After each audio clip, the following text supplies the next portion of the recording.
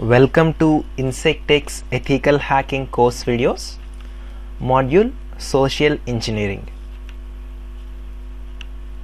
In this module, we look at Introduction to Social Engineering, importance of social engineering in hacking, various techniques of social engineering, and finally we will have a look at Social Engineering Toolkit, which is already there in Backtrack. So to start with, social engineering is the art of exploiting human weaknesses. In other words, using social engineering without really hacking into a computer system, just by taking advantage of human weaknesses, we can get some confidential data from people. Kevin Mitnick is a popular hacker. He is famous for his social engineering techniques. And this particular social engineering has a very great importance in terms of hacking. Almost every attack is successful if it is combined with social engineering technique. As an example, if you take a phishing attack, if it is combined with some social engineering technique, then it will be successful. And we have various techniques to perform social engineering attacks: phone, email, postal mail, direct contact, dumpster diving, extortion and blackmail, websites, identity theft, shoulder surfing, third party, social networking websites, diversion theft, and baiting. We'll see one by one. The first one is social engineering through phones. It is pretty straightforward to understand. We can make some fake call to the company asking for some sensitive information such as business details or passwords, or making calls saying we found a trouble in your computer and need to fix it remotely and we need your credentials, please cooperate with us. This kind of calls will get succeeded most of the times. And recording the calls during the conversation. And the next one is email. Phishing attacks are very common for the past many years, and they are one of the successful attack techniques when combined with social engineering techniques. So simply we can create a fake login page of a particular company's website, and we can send that fake login page to the employees of that particular company, and we can simply steal their credentials. And the next one is postal mail. We can send mail letters to employees of the target organization, and the letter can be from companies which these employees already know. Such data can be gathered by profiling these employees and make the letter look original, and people to open a web page and create an account there, so that when people open an account in our marriage portal or any portal that we give, there are chances that the employee can give his most common password or his organization's password during the registration. And after registering, once the employee is registered, we can steal his credentials and we can use it for further attacks. And the next one is direct contact. We can simply visit the physical location of business, rehearse what we are going to say, and if we dress appropriately, and it will be less suspicious. And this is another better way of pulling information from people. The next one is dumpster diving.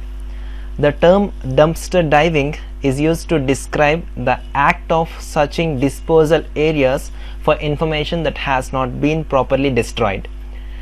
Many organizations utilize hotel conference rooms or other unsecured facilities to conduct brainstorming sessions, and once the session is complete, no one considers wiping down the whiteboards used to record the output of the meeting. Many documents and CDs are thrown in the trash bin. If the data is valuable enough, even broken CDs can be used and data can be recovered from them, although the process is very expensive. To complete destroy the CD, one can put in a microwave for a few seconds. The waves will destroy the surface. Similarly, all the documents that we use in our meetings and conferences should go through a shredder. And dumpster diving, in dumpster diving, people can collect information from trash bins. Trash can be gathered inside the office or outside the premises. One should look for the following, which is sensitive documents, customer contacts, purchase orders, appointment letters, schedules, envelope addresses, note, passwords. At times people even note their passwords on a piece of paper and they throw them into trash bins. So all this information will be very useful for an attacker.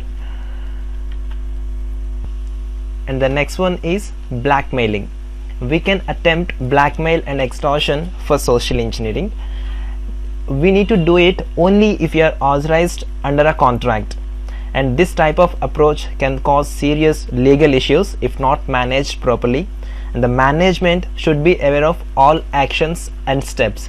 And what we can do here is we can simply call an employee and threaten him like, I was treated very badly because of your service. You as a support engineer, you have violated IT Amendment Act section 43A by not taking proper security controls in your product. Thus all my personal data has been exposed. So if you make a call like this, the employee will be threatened and he will give some sensitive information to the attacker. And the next one is using fake websites. Using fake websites to redirect the employees to give out passwords and other sensitive information is one good technique. And we can also make highly targeted website depending upon the interest of a person and make him join or subscribe to the website.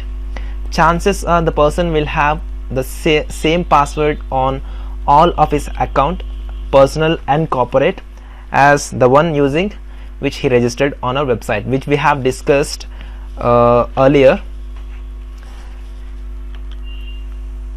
And the next one is identity theft. Attempt identity theft using employees' company's ID. We can even create some fake ID cards using the information gathered from Google hacking. And shoulder surfing, which is very common. This is a non-technical attack. Shoulder surfing refers to directly observing the activities of a person, and this is the data that can be compromised using this shoulder surfing, which one is personal data. When somebody is filling a form, if he perform shoulder surfing, we can get his personal data. ATM pins, when somebody is entering it at the ATM, we can even steal it. Passwords, when people enter those in cyber cafes or personal computers, we can simply perform the shoulder surfing to steal their credentials. And social networking websites, this is one of the classic examples of social engineering. If you have the Facebook profile of your friend, you can come to know what he has done yesterday and what he is doing today and what he is going to do tomorrow. And these social networking sites can be used to gather a good deal of information, as we discussed, about the employee, their personal information, areas of interest, employee structure of an organization, and a lot of crucial information. And technical support, we have already discussed it. An attacker may pose to be calling from the technical support team, confirm with you a few details about your account, such as your valid email ID, full name, and employee ID. We can get all this information from social networking websites or from Google hacking. And after the verification, a trust relationship is established with the target using human psychology. After this, the attacker can ask the target to perform a task or disclose some information, which may be a password or which may be something else which is very sensitive. So this is how we can use technical support for social engineering. And the next one is countermeasures to social engineering. In order to protect from social engineering attacks, a company needs to do the following. First one is employee social engineering training and risk management, security policies such as password policy or physical security policies. If you take password policy, they need to define some policies such as periodic password changes or alphanumeric passwords must be there. If you take physical security policies, uses of shredders, disposal of media, rules about reception, restricted areas, escorting visitors, etc. Now let us look at the social engineering toolkit, which is there in Backtrack operating system. This is, I have opened Backtrack,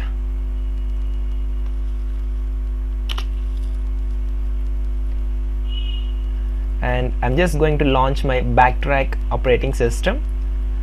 Social engineering toolkit in my Backtrack operating system, which is under exploitation tools, social engineering tools, and social engineering toolkit and set.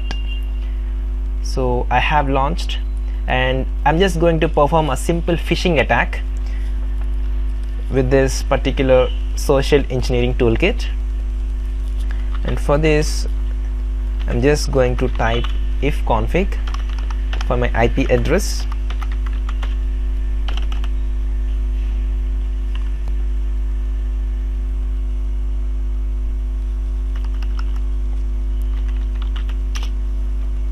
Great, I have this specific IP address. I'm just going to copy it. Alright, so let's go back to a social engineering toolkit. It is asking us to enter our choice, and I'm just going to perform a simple phishing attack. So I'm just going to choose 2, which is website attack vectors, and pressing enter. And under this, I'm just going to select the option 3, credential harvester attack method. So I'm just entering 3 here. Great.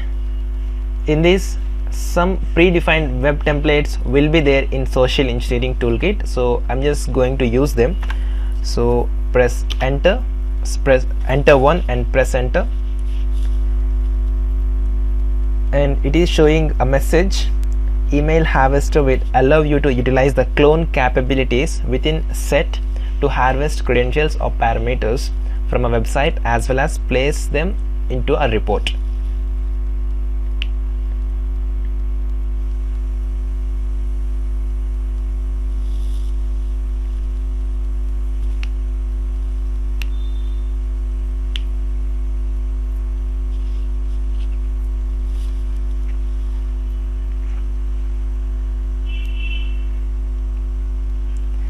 Great, it is asking us the interface IP address.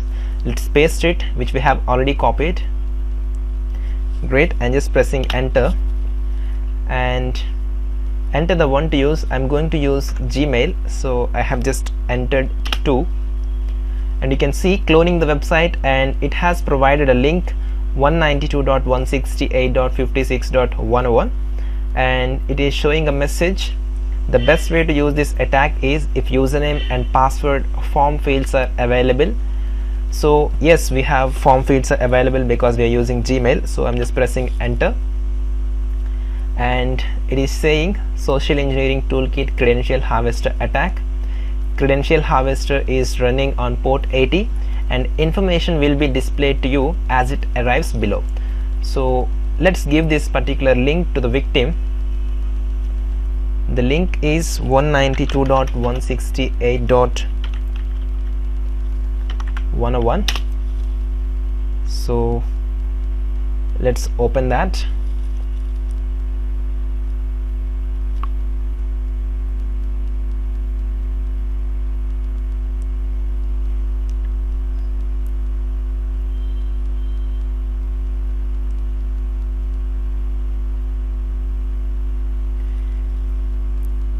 Great, a Gmail page has been opened with the link which is given by social engineering toolkit. I'm just going to enter some username and password into the fields, and I'm just clicking sign in button. And if you go back to our social engineering toolkit, you can see the email ID and password has been displayed here, which is possible username field is test and password field is also test.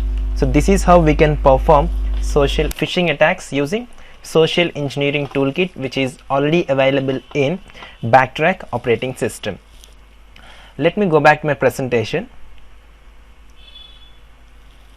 We have discussed various social engineering techniques, and we have discussed the countermeasures to social engineering, and we have seen a simple demonstration of how we can use social engineering toolkit. And that's all with this social engineering video. Thank you.